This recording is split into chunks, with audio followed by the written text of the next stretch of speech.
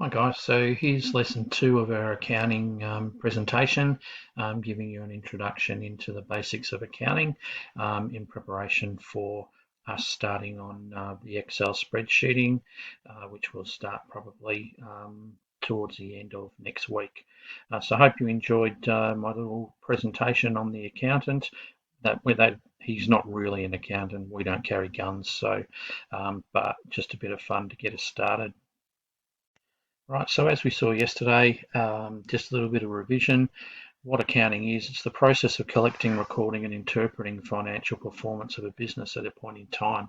So we have the raw data, which is could be bank statements, could be could be credit card statements, could be sales receipts. They're all the raw data, which we then put into an understandable form. So put them into reports so we can analyze businesses and find out the financial performance of a business at a point in time, covering transactions which may be for a month or for the year previously, ending at a point in time, working out whether we've made a profit or a loss over that particular period. So a little bit of new terminology to go with yesterday's lesson. We're now looking at accounts payable, which is owed money by the business for buying goods or services on credit. So we buy something on credit, we receive the goods. When we receive the goods, it gets recorded in our balance sheet, but we need to record that we still owe the person or the supplier the money. So they're called accounts payable. On the other side, we've got accounts receivable.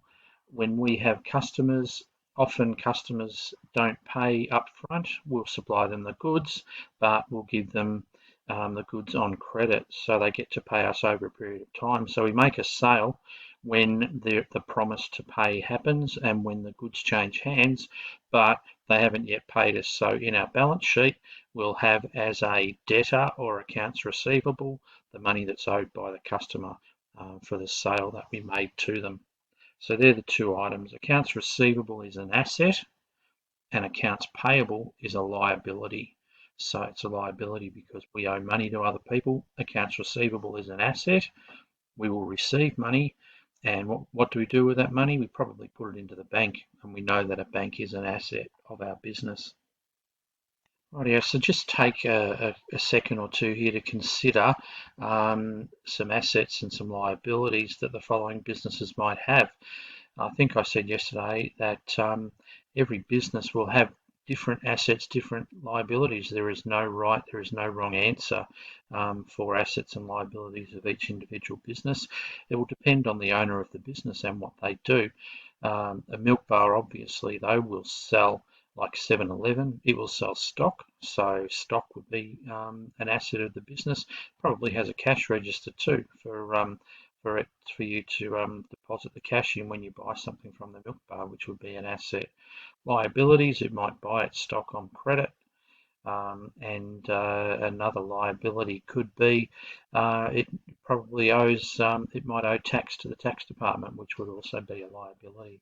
So just have a think also about an accountant, a car dealership and a hairdresser. What sort of assets and what sort of liabilities would they have?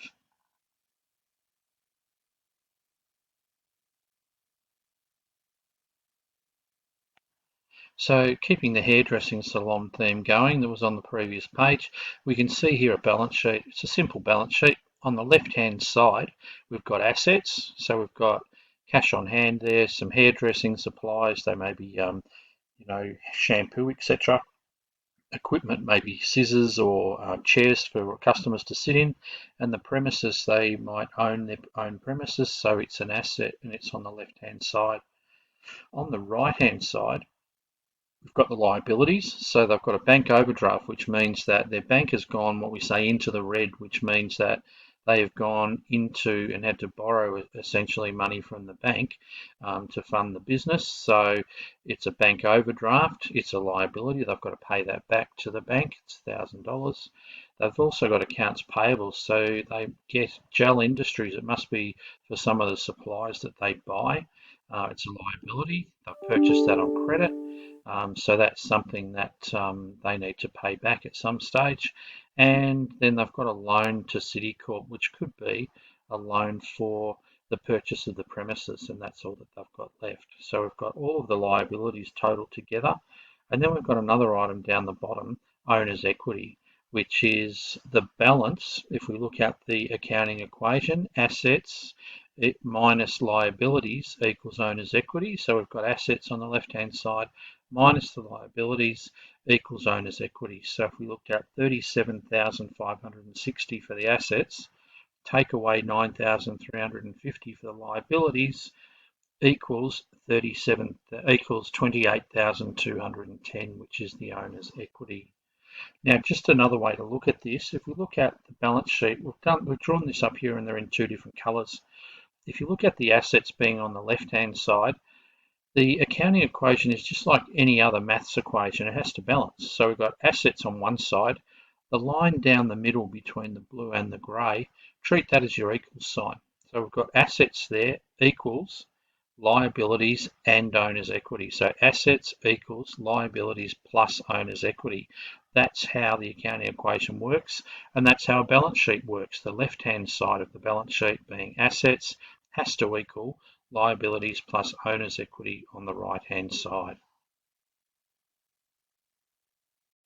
So to finish off, let's complicate things a little bit more. What we can do with the balance sheet, we had a simple balance sheet on the previous page. We now go into what we call a classified balance sheet. And what we do is we break down our assets and our liabilities into current and non-current in the balance sheet. What that means is that a current asset is anything that can be converted into cash that you would expect to end up in your bank account within a 12-month period. So obviously your bank account is a current asset. If you've got cash on hand, it's a current asset. You would reasonably expect that cash on hand would end up in your bank account. Accounts receivable, which is you selling stock on credit to your customers, you would realistically expect that accounts receivable, you would get the money off your customers within 12 months to put in your bank account. So it would be converted to cash within a 12-month period. So that's how it works. A non-current asset is a judgment that the business or the asset will last for over a number of years rather than 12 months. The obvious thing is a building. If you own a building, it is not a current asset. You expect that building to last for a long, long time, so it's a non-current asset. If you buy equipment to use in your business, so the chair in the barber store for the hairdresser, it's going to last more than 12 months. So it is a non-current asset and it's listed that way in your balance sheet. So that's how you differentiate between current and non-current assets. Motor vehicles will also end up as non-current assets. So that's the classification for your assets between current and non-current. On the liability side, it works exactly the same. So we have current liabilities and we have non-current liabilities. So a current liability simply is a payment that needs to be made within the next 12 months. So if we have accounts payable, so our suppliers who give us supplies, they're not going to let us get away with paying them for longer than 12, in a period longer than 12 months. They'll expect to be paid within the next 12 months. So it's a current liability. We looked at the bank overdraft. The bank overdraft is us dipping into a facility that the bank has given us. The bank will expect, or our bank account changes balances all the time. So it can move from positive to negative to positive to negative. So because of that change in its state, it's always a current asset or a current liability. So a bank overdraft is a current liability. On the non-current liability side, it would be payments that are not expected to be paid after 12 months, such as a long-term loan. So in this particular situation where we had a property, we had a loan on the property. The loan on the property normally would last more than 10 or more than 20 years, or more than 12 months anyway. So it's a non-current liability, so it's treated as a non-current liability. There is one exception in relation to repayments of loans. When you enter into a loan or a housing loan, you normally pay on a monthly basis. So some of the payments you make will be a current liability, so the ones that you make in the first 12 months, and the balance will be non-current liabilities that you will pay them in the next 12 months. So a loan can be split between its monthly repayments times 12 would be the current amount. The non-current amount would be the balance of the loan, which would be a non-current liability. So I hope that makes sense. And here now to finish is the final balance sheet now as a classified balance sheet for a hairdresser. On the left hand side, this is exactly the same as the balance sheet we looked at earlier. We've got assets on the left hand side, we've got liabilities and owner's equity on the right hand side. So the accounting equation is still the same, assets equals liabilities plus owner's equity. It's just that the assets are broken down now into current assets and non-current assets, and the liabilities are broken down into current liabilities and non-current liabilities, with the balance being owner's equity. So we have a look at the current assets, confirm they are current assets. We've got a bank account, obviously, it's current asset. Inventory, we expect to sell that inventory to turn into cash, so it's a current asset. Accounts receivable, we've already made the sale, so it's a current asset.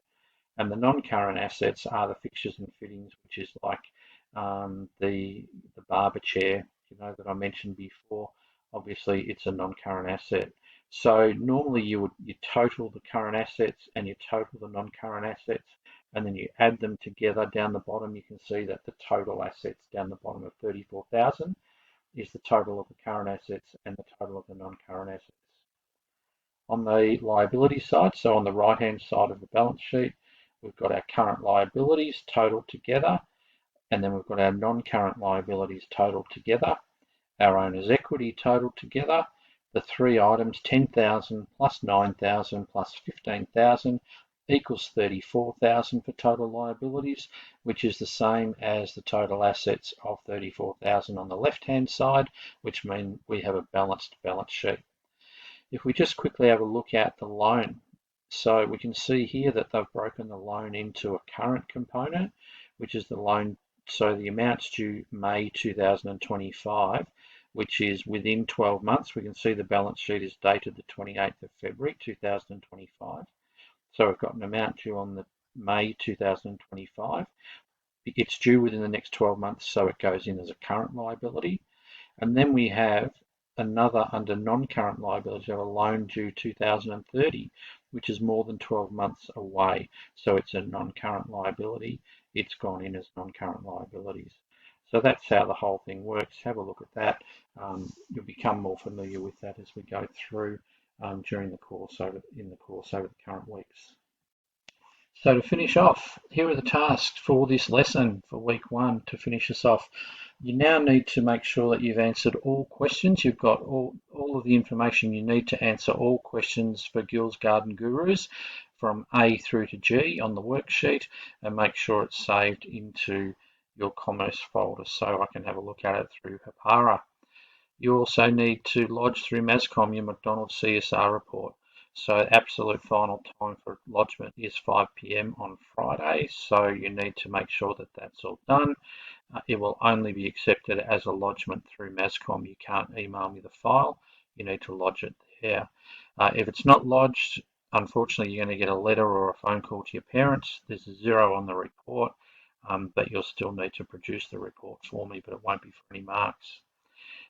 Finally, if you've got some time, make sure you check up on your share market and put your results into the forum that I've got on our class page. So check in with your team to see what your progress is. Tell me what your balance is, because I want to award prizes to someone. I need to know how you're all going. So do a review, see if you need to sell some of your stocks, get onto some other stocks to try and bridge the gap on the leaders. I'm very interested to see how you're all going. So anyway, that's all for today. If there's any questions, once again, I'll be online. Just come and see me and ask the questions.